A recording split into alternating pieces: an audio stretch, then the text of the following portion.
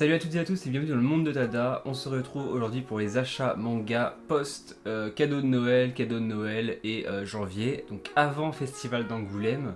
Évidemment, le Festival d'Angoulême, je compterai ça en février parce que j'aurai pas le temps de tourner une vidéo la semaine prochaine, machin, vous comprenez au niveau des dates, tout ça, planning de ministre, bref, éducation monnaie, passe-presse, accréditation, trop compliqué à gérer tout ça. Bref, en tout cas, on continue pardon, pour un achat manga totalement fou comme d'habitude. Vous commencez à connaître beaucoup de mangas, beaucoup de bandes dessinées, du comics, bref, vous verrez, tout est chapitré comme d'habitude. On va essayer de faire assez rapide pour que la vidéo top et flop vienne compléter cette vidéo là. Donc on est parti tout de suite avec les premiers mangas. Première série, pas des moindres, chez Ankama, j'ai acheté le tome 1 de Urbance, série écrite par Joël Dos Reis Viegas, qui a un prix de lancement de 5 € durant un an. Voilà, donc vous pouvez y aller, commander. C'est un manga québécois, je crois, enfin francophone, mais du coup je crois que l'auteur vient du Québec. C'est l'histoire d'un monde où en fait la ville est coupée en deux, il y a les hommes d'un côté et les femmes de l'autre, parce qu'une maladie, en fait, si on fait du sexe, chez on baisse quoi, on meurt. Voilà, donc pour éviter ça, les meufs d'un côté, les gars de l'autre, plus de sexe, hop, terminé. Et c'est introductif, donc on est sur cette grande mode du manga français de il y a des yakuza mais il y a des guerres de gang, il y a de la drogue dans tous les sens et on va essayer de trouver d'où ça vient. Peut-être des pouvoirs par la suite, on verra, même si je ne pense pas ça a peur d'être le cas de cette série. Et puis un petit fond de dystopie, voilà, ils aiment bien ça les mangas français en ce moment, hein. Je vais citer Space Punch par exemple qui avait pris ça, la théorie du chaos, donc on va en reparler après, dont on va parler dans la vidéo précédente. Voilà, je sais pas, il y a ce petit truc, mais toujours avec cette vibe un peu française. Niveau dessin, j'ai trouvé ça vraiment cool, ça fait vraiment penser aux dessins animés des années 2005-2010, voilà, les Galactic Football et compagnie, moi ça me fait penser un peu à tout ça. Et il y a une ambiance un petit peu jeu vidéo aussi qui fait plaisir, et tout un début d'histoire en couleur. Bref, allez-y, Urbance, très très bon. On continue avec Full Metal Alchemist tome 17. Pas trop besoin de parler de Full Metal Alchemist, plus qu'un tome. Un peu déçu que ça avance pas plus vite. Je dois bien avouer que j'aurais bien aimé que le dernier tome sorte bientôt. Mais là je crois qu'on va devoir attendre 3-4 mois. Donc bon bah c'est comme ça, hein, avec les perfects de FMA, on aura attendu le temps, ils auront mis 3 ans à les sortir. Mais maintenant c'est fait, il ne reste plus qu'un dernier tome. Avec la conclusion que tout le monde connaît et qui est tout aussi bonne que dans mes souvenirs, je pense. Donc ça va être top. Chez NV Graphics, j'ai pris Beautiful Place. Voilà, ça fait un certain temps que je suis l'auteur sur les réseaux. Alors j'ai pas lu Crécia du même auteur, mais en fait j'avais vu les designs de Beautiful Place quand ça commençait à sortir. Voilà, ces espèces de lycée dans l'uniforme, mais avec des éléments un peu punk par-dessus et de guerre. Je trouvais ça vraiment cool, donc quand il est sorti je l'ai pris. Il se trouve que c'est un manga qui est actuellement un tome au Japon et un tome en France, donc on n'aura pas la suite tout de suite. Voilà, écrit par Jiro Matsumoto. On n'est pas prêt d'avoir la suite. Le tome est par contre assez énorme, je crois qu'il coûte 9 € mais il fait dans les 300 pages, un peu moins. Le tome est très fat, hein. Ça fait plaisir. Bon, c'est pas non plus la lecture du siècle, mais j'aime bien l'univers, les phases de combat sont cool, c'est dessiné à la main, donc c'est sympa. Et c'est dans la nouvelle collection explicite de chez Noévé Graphics. J'ai pas trop compris pourquoi celui-là était explicite. Ok, on voit 2 fois on voit des culottes, mais bon, sinon c'est pas spécialement gore ou sexualisé, donc pas trop compris pourquoi. Il y en a qui vont être contents, je m'attaque à un shonen culte en 2024, début 2024. Je me suis dit tiens, il serait temps que je le lise, donc j'ai pris les 4 premiers tomes. Il s'agit de Yu Yu Hakusho dans l'édition Star de chez Kana, qui j'espère, qui pas comme Slam Dunk, ne ressortira pas en version perfecte à peu près un an après avoir terminé, enfin non, 2-3 ans après avoir terminé l'édition Star. D'ailleurs, très belle édition, la perfect de Slam Dunk. Perso, j'achèterai pas tout de suite, je suis même pas sûr que j'achèterai tout court, parce que j'ai lancé l'édition qui me va très bien au format poche, ça prend pas trop de place, ça m'a pas coûté trop cher. Voilà, possiblement je prendrai la nouvelle, mais au moment je pense pas. Donc Yu Yu Hakusho, première série de Yoshihiro Togashi avant qu'il fasse notamment Hunter x Hunter, et entre les deux il y a eu Level I, je crois, enfin Level E. Bon, série sur les esprits, il y a du combat, c'est très shonen à l'ancienne, et ce qui est marrant c'est que toutes les refs, enfin tout ce qu'il y a dans Yu Yu Hakusho, c'est littéralement repris dans Hunter x Hunter par la suite. C'est-à-dire que là c'est assez évident comment ça a été la structure même d'Hunter x Hunter Yu Yu Hakusho au niveau de plein de trucs, de certains pouvoirs, de personnages, de découpage, de situations, enfin je veux dire, EA c'est Kurapika quoi. Voilà, c'est il y a la même situation que contre le prisonnier, mais avec une épée et tout pareil. Donc non vraiment il a repris beaucoup de choses. Et moi qui suis pas le plus grand fan d'Hunter x Hunter du monde, j'ai adoré l'anime, 110 épisodes, là en 115 je sais plus. Mais le manga, je trouve qu'il est jusqu'au tome 19-20 il est sympa. À partir du tome 20 ça commence à devenir imbuvable le manga Hunter x Hunter. Voilà, à partir de l'arc des araignées là, je trouve qu'en manga ça commence à comme ça. Donc bon. Mais l'animé est super, regardez l'animé, franchement Hunter x Hunter de 2011 là, petite pépite. Voilà donc on commence. Et j'ai aussi commencé une nouvelle série, shonen aussi, dont j'avais entendu parler un petit peu. Il s'agit de Undead Unluck chez Kana. Alors j'avais lu à l'époque le chapitre 1 qui avait été donné de manière gratuite. J'avais trouvé ça absolument nul, mais vraiment, mais c'était voilà. J'avais retenté plusieurs fois en scan le chapitre 1, 2, 3 parce que je vois voilà, certains influenceurs que je suis dire que c'est pas trop mal, qu'il y a des bons systèmes de pouvoir, que voilà, il y a des trucs qui m'intéressent, que ça ressemble un peu à Kamega Kill dans la structure, c'est-à-dire que les héros comme les méchants, on sait pas vraiment qui est gentil, qui est méchant au bout d'un moment, mais personne n'est à l'abri quoi. Je veux dire, ça j'aime bien ça dans un shonen, tu vois, que personne soit à l'abri. Pas sans forcément vouloir qu'il y ait des morts tout le temps, mais je trouve ça intéressant. Voilà. Et le premier chapitre, j'avais trouvé ça absolument à chier au début. Donc là j'ai reforcé en lisant. Effectivement le tome 1 c'est vraiment, je vais être cru mais c'est vraiment de la merde. C'est un des trucs les plus mal foutus que j'ai lu de ma vie. Le chara design il est assez particulier dès le début, les personnages sont assez rondouillards. Voilà, en fait les défauts de Undead Unluck me font un peu penser aux défauts de Twin Star Exorcist pour ceux qui lisent Twin Star.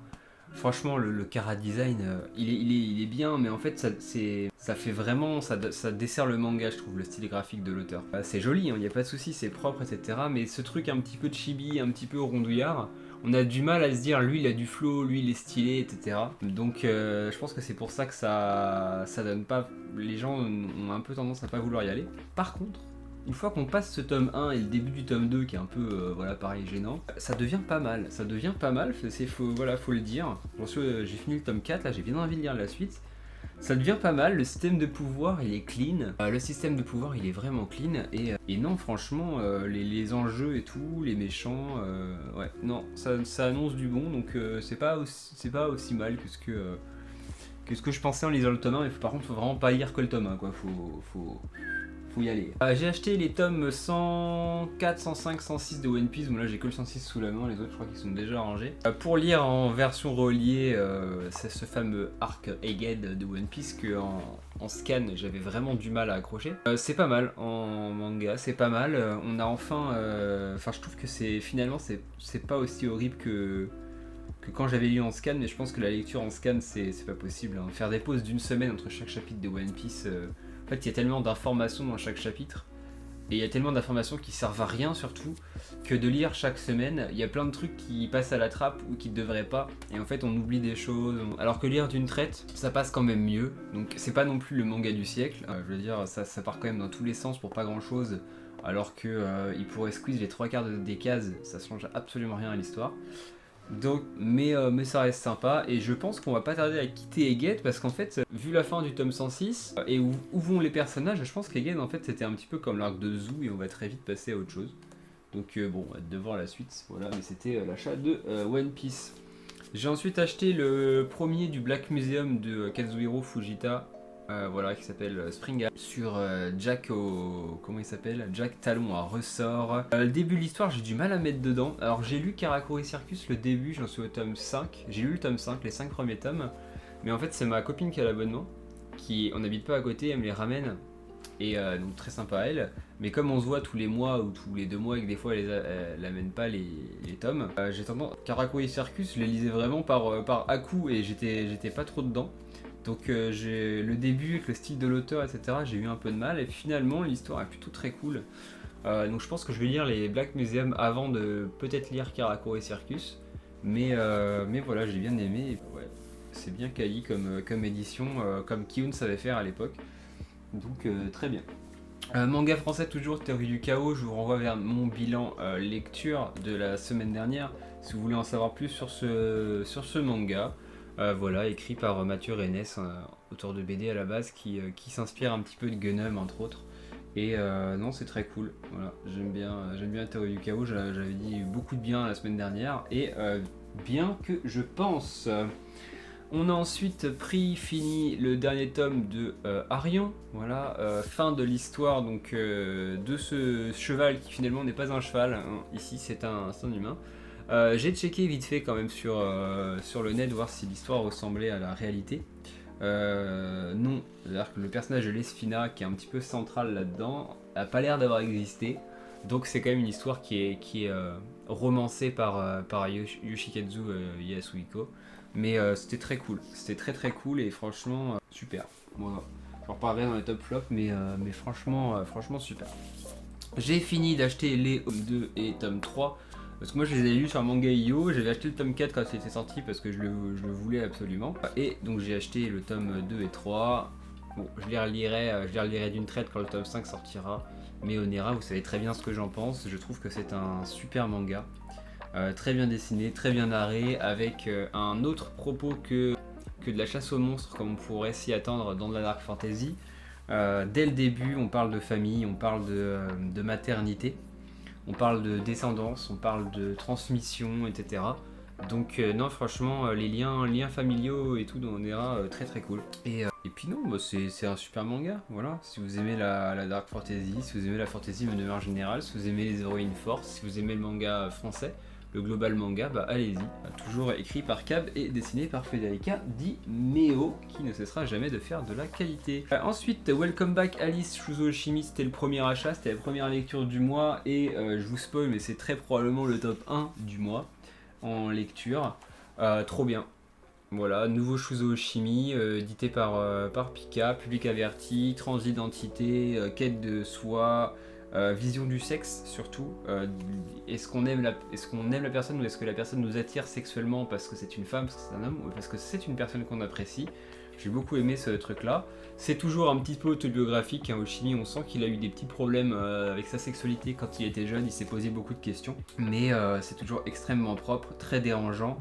Et les regards, quoi. Franchement, toujours ce truc dans les yeux d'Oshimi. Un regard tout simple qui arrive à nous faire sentir des trucs de ouf. Je vois que le tome 2 il est prévu dans moins de 2 mois et que le tome 3 dans 4 mois à peine. Donc je me demande s'ils vont pas réussir à nous sortir les 7 tomes de Welcome Back Alice avant qu'on ait fini les liens du sang qui sont finis en 17 tomes, hein, donc il reste que 3 tomes chez Kiyun, mais qui sort une fois tous les 8 mois. Voilà, c'est encore un mini coup de gueule sur Kiyun, mais à un moment donné, Kiyun, vos collecteurs de MHA et de Jujutsu Kaisen, on s'en bat les couilles. Ce qu'on aimerait, c'est que vous puissiez finir les séries que vous avez en cours. Voilà, parce que vous prenez votre temps pour ce qui n'est pas ces deux-là. Ça serait pas mal. Voilà. Un peu le seum quand même, mais je sais que vous me comprenez.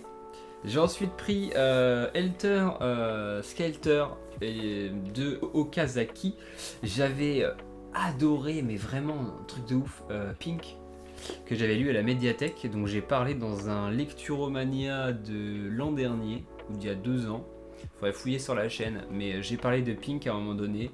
Cette nana qui vit seule avec son crocodile chez elle, et c'était vraiment super. Et donc là j'ai vu que Helter Skelter ressortait, parce qu'il faut savoir que les œuvres de Kyoko Okazaki sont un petit peu difficiles à trouver en France. Anciennement c'était cette cover là, il y en a qui ça parlera sûrement.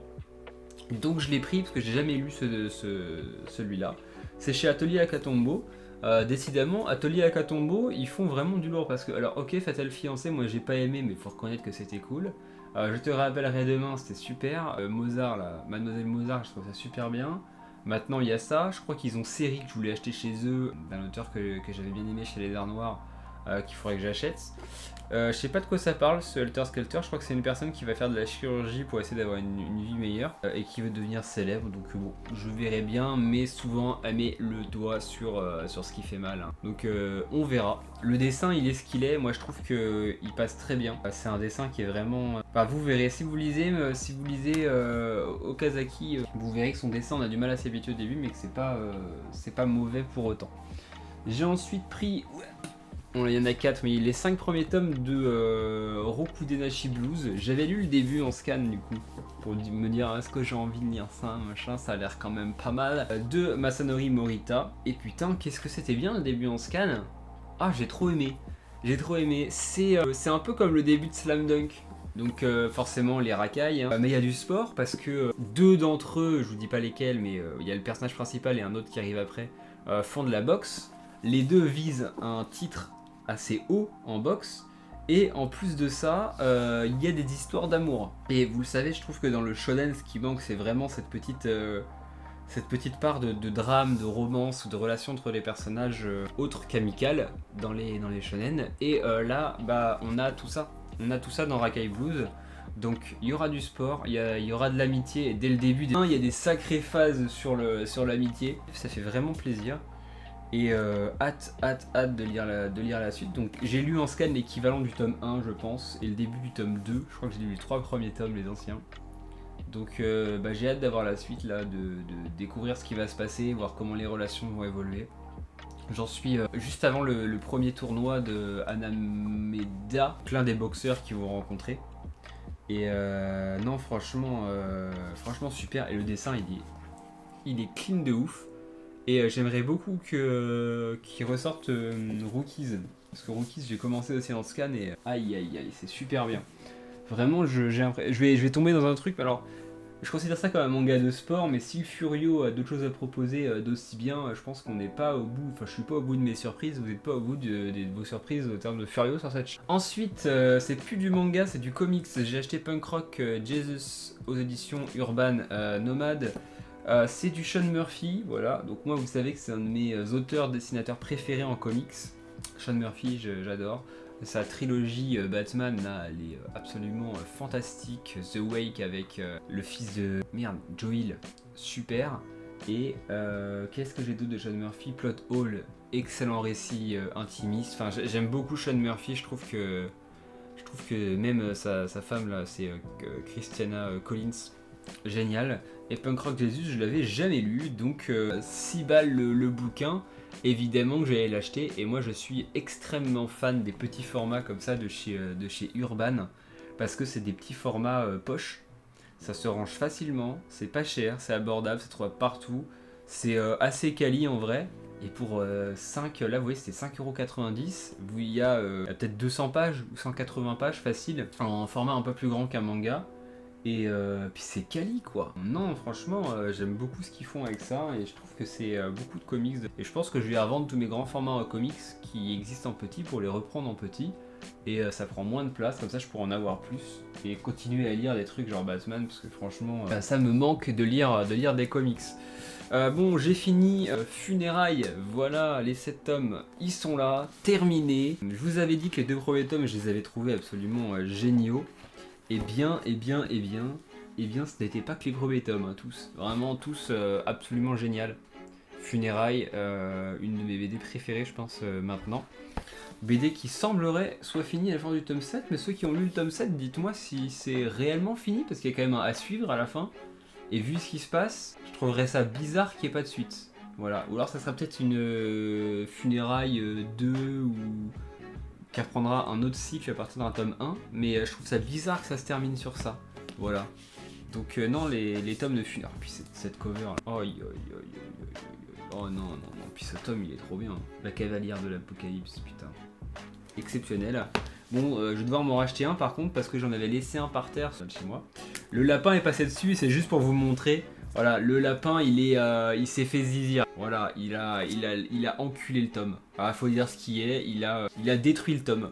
Il lui a fait sa fête. Voilà, donc 14 balles dans le vent. Mais bon, elle est belle, donc j'en veux pas trop. c'est à moi de ranger mes livres aussi, mais bon voilà, donc je crois que je m'en rachète un pour qu'il soit tout neuf dans la collection, mais c'est bon, j'ai fini Funérailles et on va reparler de Modou juste après. J'ai ensuite commencé le mythe de l'ossuaire avec les 2 premiers tomes actuellement sortis en France. Donc le passage est des milliers de plumes noires, 19€, 21€. C'est du Jeff Lemire avec Andrea Sorrentino, peut-être mon duo d'auteurs préféré dans le comics actuellement. Je trouve que ce qu'ils font tous les deux à chaque fois est d'une richesse. Le Joker Killer Smile là, il était puis Gideon's Fall c'était dans un autre level. Alors Primordial j'ai pas du tout aimé par contre, il faut bien une exception. Mais j'ai vu les 2 noms, j'ai dit ok ça il me les faut, j'attendais Noël pour me les acheter. Et donc on est sur la création du mythe de l'ossuaire, donc qui est une mythologie pour les deux auteurs et dessinateurs, sur lesquels ils vont sortir plein d'histoires qui sont toutes interconnectées sans l'être, c'est-à-dire que c'est que des one-shots qui se tiennent entre eux, mais qui suivent des règles communes. C'est-à-dire qu'on revoit certains trucs du passage dans des milliers de plumes noires et vice-versa. Et je pense que quand il y aura de plus en plus de... Eux, ce qu'ils veulent, c'est créer un univers horrifique sur plein de comics et qu'on puisse à force d'en lire se dire ok ça je l'ai déjà vu là, j'ai déjà vu machin et tout et non franchement même niveau graphisme c'est un délire hein. Faut s'y faire au style de Sorrentino quand on commence, mais une fois qu'on s'y est fait c'est dur de repasser à autre chose tellement c'est vraiment stylisé et ça a de l'impact quoi. Donc j'ai adoré les 2, j'ai trouvé ça vraiment cool. Et franchement pour le format et tout, le prix, allez-y parce que c'est un prix d'un Evol. Ça fait 4 fois la taille d'un Evol, les pages sont pas transparentes, sont en couleur. Il y a, je sais plus, 80, non il y a 100 et quelques pages dans chaque tome. Il y a des effets de découpage vraiment particuliers, puis ça a de la gueule, puis c'est soutenu Jeff Lemire, c'est vraiment un des meilleurs auteurs à l'heure actuelle. Puis il est encore jeune, je crois qu'il a 45 ou 44. Donc il va encore nous pondre des sacrés dingueries, je pense, dans les années à venir. Ensuite, j'ai craqué pour ce bouquin-là. Donc le titre, c'est Le dernier jour de Howard Philip Lovecraft, qui raconte donc le dernier jour de la vie de Howard Philip Lovecraft, comme son indique. Et donc il a fini, comme on le savait déjà. Et c'est une version donc écrite par Gulvo et dessinée par Rebelka chez 404 Graphiques. Une petite merveille d'édition, voilà un bouquin vraiment très bien. Alors les amis bien se forcer, 404 graphiques, on lit l'introduction du tome, je vais vous lire une des phrases. Voilà, ce livre, navire allégorique d'un charron imaginaire, permet le passage du lecteur entre le rivage des hommes et celui de l'immortalité des auteurs. Pour ce faire, sa titraille est frappée d'un fer à chaud, d'un or précieux figurant la lumière des cieux, le phare des hommes pris dans la tempête. Enfin, tu sens que les mecs ils se paluchent devant leurs phrases là, et ça me fait bien rire pour du papier. Mais j'ai pas aimé. Voilà. Graphiquement parlant, c'était exceptionnel.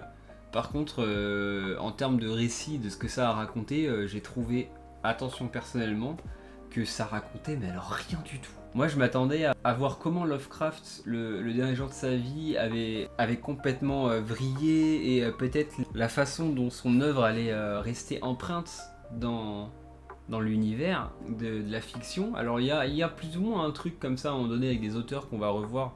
Je pense à Alan Moore qu'on va voir, je crois qu'on voit Edgar Allan Poe, je crois qu'on voit qui d'autre, bon il y a d'autres auteurs assez réputés à l'heure actuelle, mais je sais pas, j'ai trouvé que c'était... La plupart des textes c'est des tirades ou des extraits de textes en fait justement, c'est pas du blabla entre les personnages, et j'ai trouvé que ça sortait quand même pas mal du récit. Voilà, je sais que le bouquin a été très apprécié de beaucoup. Mais bon, voilà, juste ici. Mais le dessin est top. Voilà, donc ça reste un très beau bouquin. Je le relirai peut-être plus tard, ça se trouve c'était juste pas le moment. Mais bon, en tout cas, voilà. C'était. Je vois que le temps file et on va parler très rapidement des 3 derniers achats. On continue et on termine du coup le Freak Squillverse. Il manquera juste Cloud avec Masiko qui raconte donc l'histoire de l'héroïne de Freak Squill. Je ne l'ai pas encore lu. Bon, c'est du Modou. Ça va parler de la maman de la personne, donc je sais pas trop comment ça va être. On verra, je vous en reparlerai je pense le moment venu. On a Freak Squill Rouge, donc la jeunesse de l'héroïne, donc c'est Xion Mao de Freak Squill, dessiné par Surya. D'ailleurs Surya, je vais acheter je pense Tali la fille de la lune cette année. J'ai très envie de lire ce qu'il a fait. C'était une section intégrale en 3 tomes, voilà, c'est écrit par Florent Maudou, hein, mais c'est juste dessiné par Surya qui est un dessinateur et auteur français. Très hâte de le lire aussi, pas encore eu l'occasion. Je crois que c'était le dessinateur de Loba Loca, ou alors c'était Saint-Jean. Bref, on s'en fout. Et dernier tome, Vestigial, dont je ne montrerai aucune planche, car c'est un bouquin, je vais pas dire de cul, mais est-ce qu'il n'y a pas une planche qui... Ça parle de la sexualité de nos deux héros, en fait, de Freak Squill, donc Ombre et Xion Mao. Et je vais pas trop parler de leur relation, mais bon, lui c'est un loup-garou, et elle c'est une humaine. Et donc c'est un bouquin qui parle de leur relation intime, voilà, ou avec d'autres personnes. Et pour terminer, je me suis procuré peut-être l'un des chefs-d'œuvre de la BD française, La quête de l'oiseau du temps de Loisel et Le Tendre, que je suis en train de lire en ce moment, comme vous pouvez le voir. Un bouquin de fantasy, d'une quête pour trouver l'oiseau du temps et éviter que, je crois que c'est Ramor le nom de la divinité, ne revienne sur Terre et ne détruise peut-être tout ou pas. C'est magnifique, c'est vraiment super, les personnages sont top pour le moment. J'ai très hâte de lire la fin et je vous en reparlerai en temps voulu évidemment quand ça sera terminé. Mais voilà donc une œuvre assez réputée dans le cercle BDiste francophone. À un prix totalement acceptable parce que c'est 39 € pour 250 pages ou 300, je sais plus. Une édition très grand format. Alors là, si je prends une bande dessinée taille normale à côté, vous voyez un petit peu la différence, même au niveau de l'épaisseur. Avec un papier de très bonne qualité, franchement il est génial ce papier là. Papier glacé, c'est top à lire. Et surtout en full color avec des croquis et une couverture qui a été refaite pour l'occasion, qui est absolument magnifique. Voilà, donc juste pour montrer la couverture.